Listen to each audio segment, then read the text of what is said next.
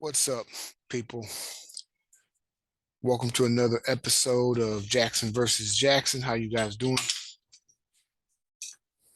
I'm your boy, Erik T. Jackson. So this weekend uh was pretty packed. And in one, the Texans lost darn near by identical scores. And in one 17-9, Texans lost 16-9. So uh I wanted to unpack those with you guys today. So let's look at the Texans first, and then we'll jump into some Aggies. Uh, so let's start with uh, the Texans loss and how Davis Mills looked. Okay. Uh, wow. So at the beginning of the season, I said Davis Mills, based on a very limited track record, I went out on a ledge, said he could be our, you know, franchise quarterback. Well, he's making me look a little silly right now, and and it was just me going out on a limb. I had no real data to go by, right? Uh, he looks jittery, you know. Doesn't look as bad as he looked at the beginning of last season, but close. You know, the offense is terrible.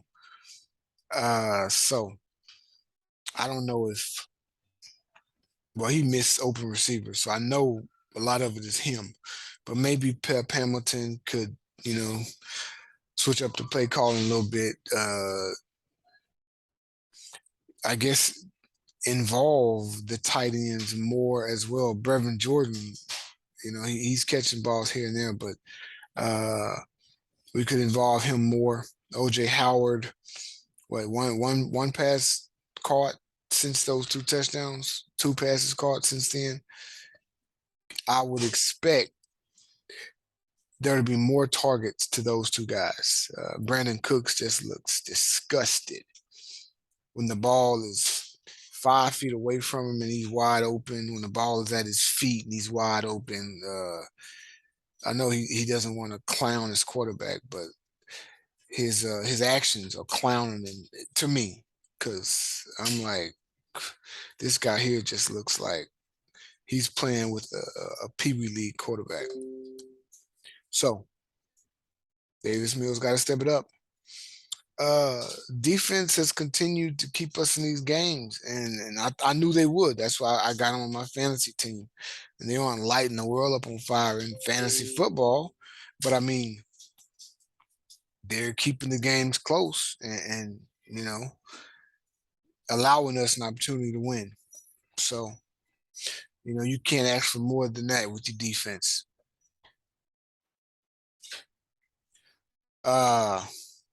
Now, let's look at NFL recap real quick.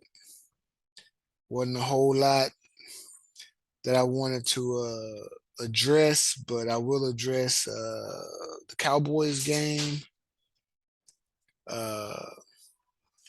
What that look like? They actually won. That's what I wanted to address. Cooper Rush, the new quarterback, because Dak got hurt. The Bengals are 0-2, and I thought for sure they'd beat the Cowboys this week. And last week they lost to Steelers. Was it? Yeah. So that surprised me. 49ers winning didn't surprise me. Trey Lance breaking his ankle.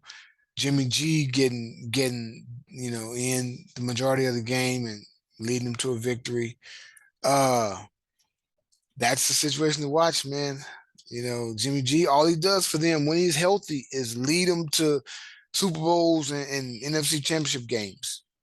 So if he stays healthy, watch out NFC for the San Francisco 49ers. Dolphins. Uh, could we say Juggernaut and Dolphins? Because that's what they are. Wow. Who would have thought Tua would have looked like this, right? Stuff like that, man, it gives you hope. Like Tua was highly rated, right? But he looked bad, and now he's back on that track to where you thought he could be.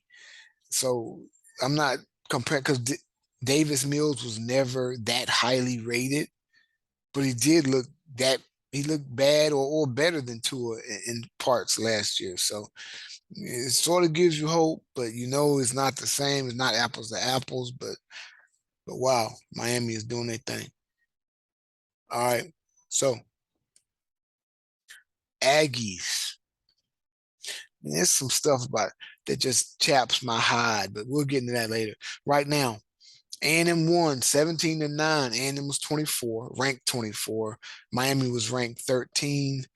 Uh, Also, A&M had a gang of players suspended for this game, right? So uh, that in itself, combined with uh, what the expectations were, and you know, it was a decent win. It was better than decent. Okay, Miami was a good team. Okay, so let's just get that out the way. Miami was definitely a top 10 team, even though they're ranked 13. And Texas A&M beat them. They didn't score a single touchdown on A&M.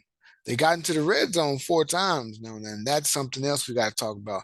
But they didn't score a single touchdown. Our defense has allowed 2 touchdowns in 3 games, and this is with a bunch of true freshmen playing. So let's talk Max Johnson. Uh, 50% passing.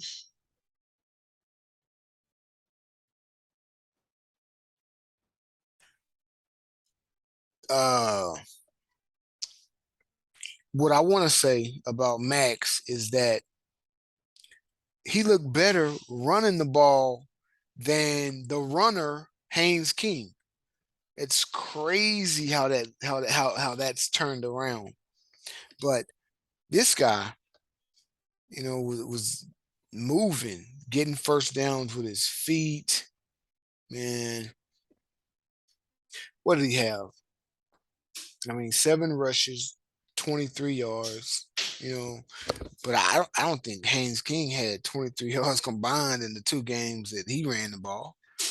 You know, or that he played. You know, I mean, Max Johnson looked a little, uh, you know, jittery at times because the rush was getting there, but he exuded more confidence to me than Haynes King did, throwing the ball and running the ball. I mean, I liked it, and I think he can only get better. The more and more he's in this offense, the more the offensive line gels because they still have people all in his face and stuff. You know, they're better than that, man. They gotta make it. They've got to do a better job. Now running the ball, they did a much better job.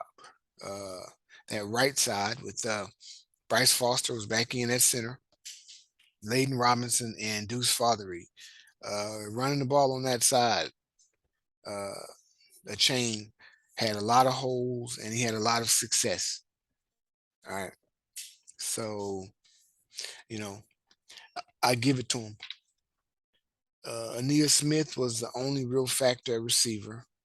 There were some drops, you know. Max Johnson was 50%, 10 of 20, 140 yards, maybe 5 drops amongst the receivers, you know, but still only 50%. Even with the drops, he should have completed more passes than that. You know what I'm saying? Uh, but again, he gives me more hope than Haynes King gave me. So we'll go from there. We got Arkansas next week. So uh everybody that got suspended, it was like 7 true freshmen that got suspended. And then there was some upperclassmen, Andre White and a few other guys. I had it written down, but I gotta go back to it. But it was crazy. It's like I'm like, what did they must have all been in a group or something and did something stupid. And he said, okay, you all suspended, hopefully for just a game.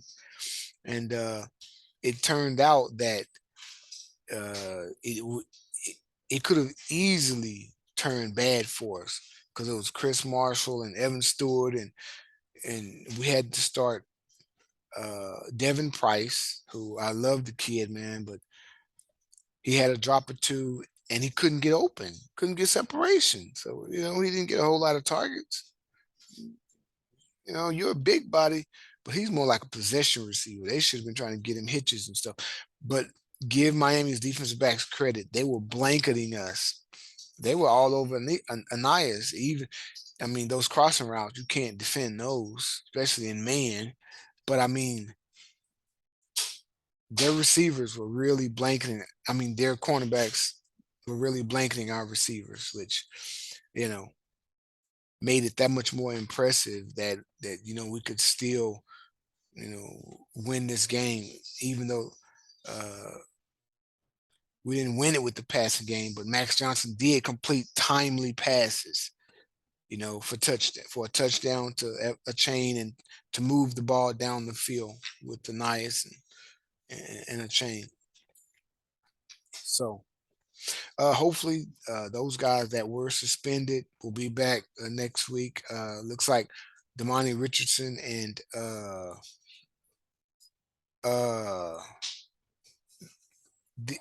Brian George. Yeah, Brian George were suspended were not suspended, but were disqualified for targeting, and they were both in the first half, so they should not miss uh, the next game. So that's good because you look back there, man, and you got Bryce Anderson, and you got Jalen Jones, who had been hurt. This is first, time back, and they playing the whole game. You know what I'm saying? And I mean, we were real depleted. So hopefully we get those guys back. They learn their lessons. No hard feelings. We move on. So what I want to talk about. So Oregon, who had a bad loss in the last week, they moved all the way to 25, right? We had a bad loss. We moved to 24. Oregon plays number 12 BYU. They beat them. I don't care how much it's by. They won the game. You know what I'm saying? They moved up 10 spots to number 15, right? Uh, we played the number 13 team, right? We beat them. I don't care how much it's by. They're 11 spots higher than us. How many spots you think we moved up? One spot. There were plenty of teams that lost in front of us that we could have jumped in front of. This is what I'm talking about. Like, are are people not seeing what I'm seeing? I know I'm an Aggie, but I'm not that big a homer. Like I get it if we're not playing well or if we lose to a lesser opponent, but the level of disrespect and hate, ooh, now that's another form of it. You bump us up one spot and we beat the number 13 team in the country? Are you kidding me?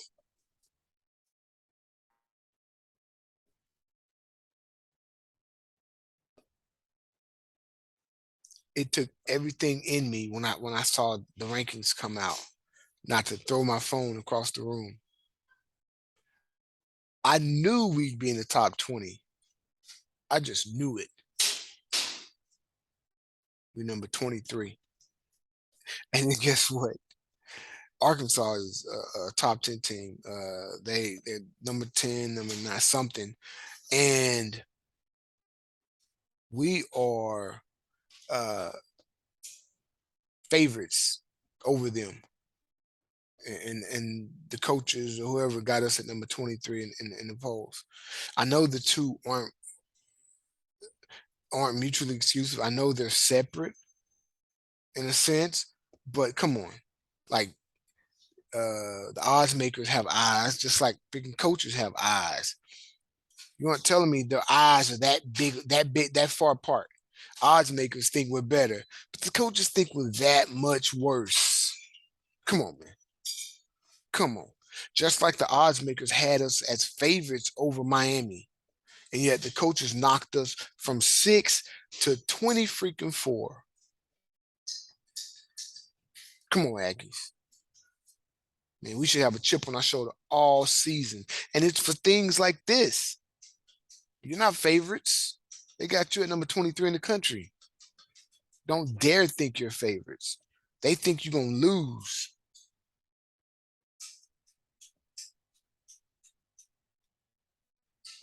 Okay.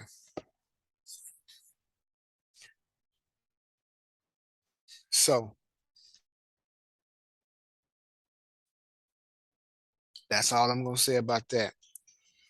I'm going to let the Aggies do what they do this week to prepare to go against those guys and get this dub.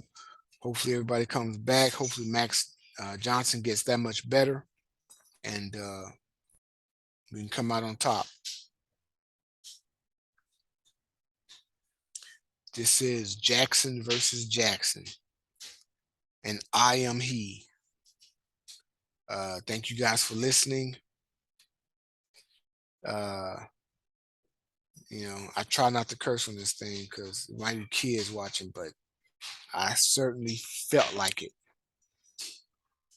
It's pathetic.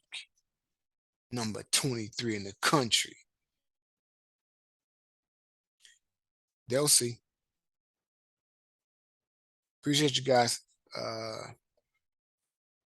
Like the video. Subscribe to the channel, to the podcast. I'm Erik T. Jackson, your resident Aggie. Gig 'em.